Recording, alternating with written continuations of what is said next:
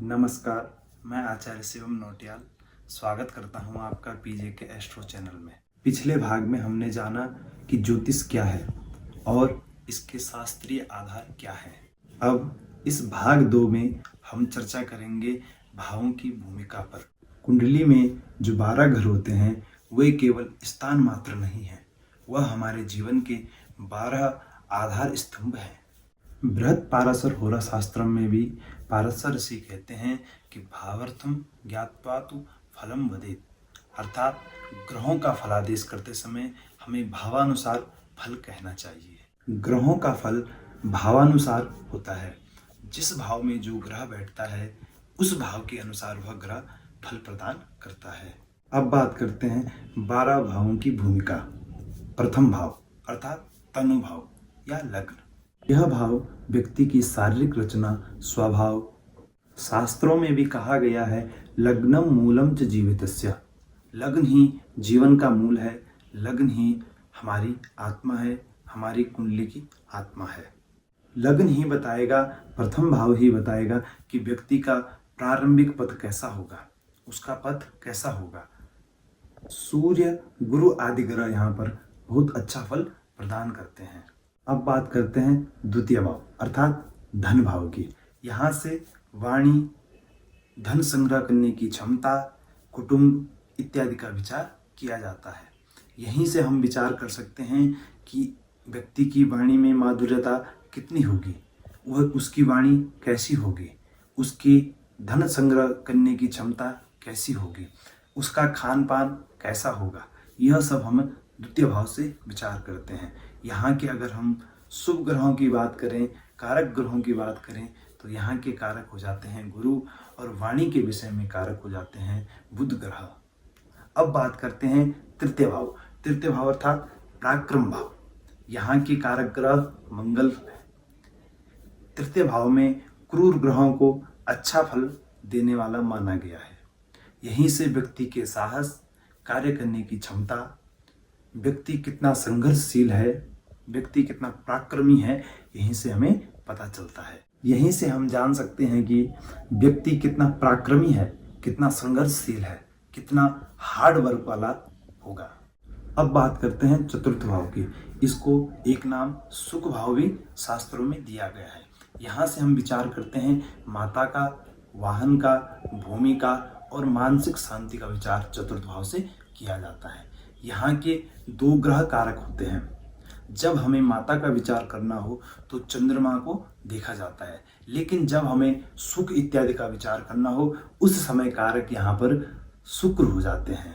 यहाँ से हम जान सकते हैं कि जातक की मानसिक स्थिति कैसी होगी, जातक के माता के साथ संबंध कैसे होंगे, इसके परिवार का माहौल, घर का माहौल कैसा होगा। यहाँ के जो कारक ग्रह हैं वह हैं शुक्र और चंद्रमा। अब बात करते हैं पंचम भाव की। यह भाव बड़ी रचनात्मकता से जुड़ा हुआ है। यहाँ संतान का विचार किया जाता है। उच्च शिक्षा का विचार भी पंचम भाव से किया जाता है। व्यक्ति की शिक्षा कैसी होगी, उसकी शिक्षाओं में किसी प्रकार की रुकावटें आएंगी या उसकी उच्च शिक्षा में किसी प्रकार की कोई रुकावट नहीं आएगी, यह विचार कहाँ से किया जाता है? पंचम भाव से। पंचम भाव को प्रेम का भाव भी कहा जाता है। प्रेम इत्यादि का विचार भी हम पंचम भाव से करते हैं। यहाँ के जो कारक ग्रह होते हैं वह हो जाते हैं गुरु अर्थात बृहस्पति। अब बात करते हैं छठे भाव की। षष्ठम भाव, यह रिपु भाव भी से नाम दिया गया है। यहाँ से विचार किया जाता है रोग, ऋण, रिपु। यह भाव जितना मजबूत होगा वहीं से हम पता कर सकते हैं कि व्यक्ति कठिनाइयों पर विजय प्राप्त करेगा। यहाँ के जो कारक ग्रह हैं वह है शनि मंगल। शनि मंगल यहाँ पर शत्रुहंता योग बनाते हैं। वह अपने प्रतिद्वंदियों पे विजय प्राप्त करता है, कठिनाइयों पर विजय प्राप्त करता है। अब बात करते हैं सप्तम भाव की अर्थात कलत्र भाव। यहाँ से हम विवाह का विचार करते हैं, जीवन साथी का विचार करते हैं, साझेदारी, हमारी पार्टनरशिप का विचार सप्तम भाव से किया जाता है। सप्तम भाव ही हमें बताता है कि हमारी पत्नी कैसी होगी, हमारा वैवाहिक जीवन कैसा होगा, हमारी साझेदारियाँ कैसे होंगी, व्यापारिक साझेदारियाँ या अन्य प्रकार की किसी भी प्रकार की साझेदारियाँ कैसी होंगी, यह हमें सप्तम भाव बताता है। यहाँ के कारक 2 ग्रहों को माना गया है। स्त्री की कुंडली में गुरु को कारक माना गया है और पुरुष की कुंडली में शुक्र को स्त्री का कारक माना गया है। अब बात करते हैं अष्टम भाव की। इसको एक नाम आयुर्भाव भी कहा गया है।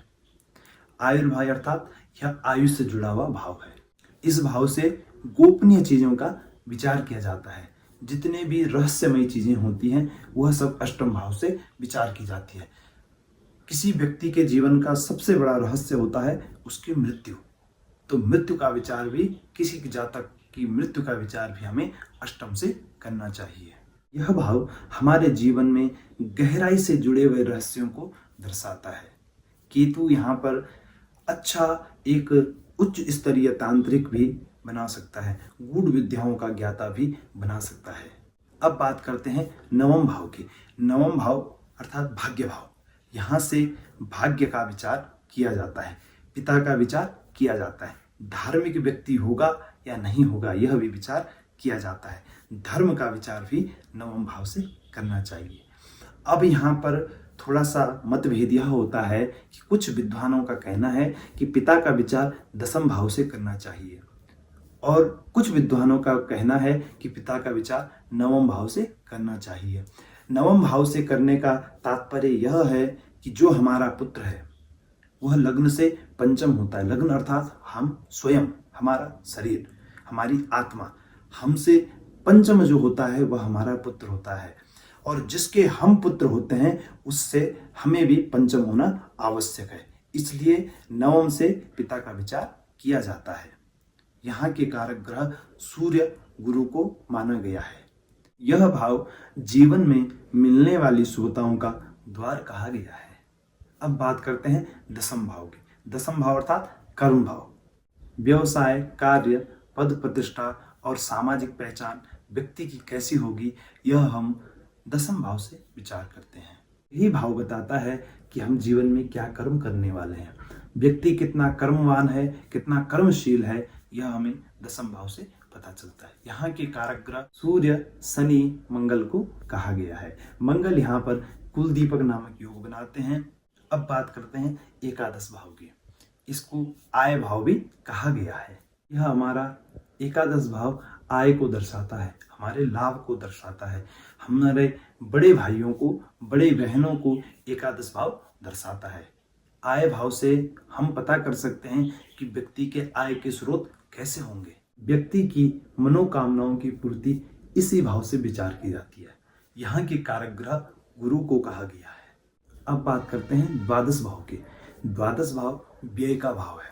इसको एक नाम व्यय भाव भी कहा जाता है। यहाँ से हम व्यक्ति की खर्च करने की क्षमता को पता करते हैं। व्यक्ति मोक्ष प्राप्त करेगा या नहीं करेगा यह भी हम द्वादश भाव से विचार करते हैं। व्यक्ति कितना परोपकारी होगा यह हम द्वादश भाव से विचार करते हैं। कई लोगों का प्रश्न होता है कि हम विदेश में बसना चाहते हैं या काम के लिए विदेश जाना चाहते हैं, तो उनके लिए भी हमें द्वादश भाव से विचार करना चाहिए। 12वां भाव आध्यात्म, ध्यान और आत्म त्याग को दर्शाता है। यहाँ के कारक ग्रह शनि महाराज हैं, परंतु यहाँ शुभ फल देने वाले गुरु और केतु को अच्छा माना गया है। शास्त्रों में कहा गया है कि केतु काटता है। केतु हमें डिटैच करता है, किन चीज़ों से, हमें मोह माया से काटता है। इसलिए केतु मोक्ष का कारक भी बन जाता है। केतु को एक नाम अगर हम देना चाहे तो टर्मिनेटर। कब बदलाव कर दे, कब बदल जाए कुछ पता नहीं। हर भाव जीवन के एक महत्वपूर्ण पहलू का प्रतिनिधित्व करता है। ग्रह जब किसी भाव में बैठते हैं, किसी स्थान पर बैठते हैं, तो उस भाव को या वह सशक्त बनाते हैं या वह चुनौतीपूर्ण बना देते हैं। कुशल ज्योतिषी के लिए भावों की भूमिका समझाना अति महत्वपूर्ण हो जाता है। इसीलिए जब भी हम किसी व्यक्ति की कुंडली देखें तो ग्रहों का फलादेश करते समय वह ग्रह किस भाव में बैठा है, कैसी स्थिति में है, उस भाव की क्या फल हैं, इन सब का भी हमें विचार करना चाहिए। ग्रहों के अपने स्वभाव होते हैं, परंतु जिस भाव में बैठा है उस भावानुसार भी वह अपना स्वभाव बनाता है। यदि आप ज्योतिष के इस दिव्य विज्ञान को जानना चाहते हैं, सीखना चाहते हैं, तो आप जुड़े रहिए हमारे साथ पीजे के एस्ट्रो चैनल पर। लाइक कीजिए, कमेंट कीजिए, शेयर कीजिए। और एक बात कि आप कमेंट में हमें बताइए कि आप अगला विषय क्या देखना चाहते हैं, हम अगला वीडियो किस विषय पर बनाएंगे। हमें आपके कमेंट का इंतज़ार रहेगा। जय ज्योतिष, जय सनातन।